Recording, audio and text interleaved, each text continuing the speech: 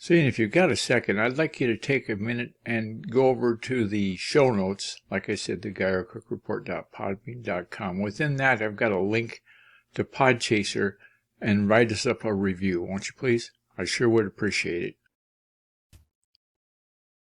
So, this is a little bit of a brag. Okay.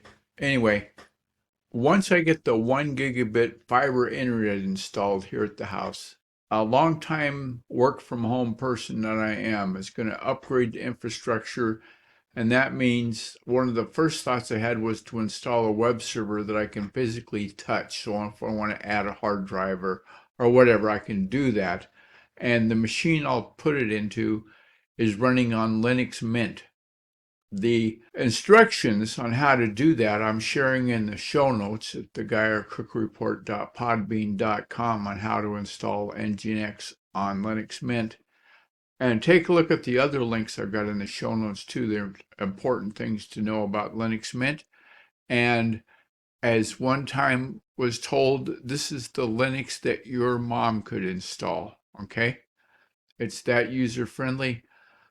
I want to thank you for taking time out of your day for this episode of the Guy Cook Report. Thanks to the patrons that support this effort.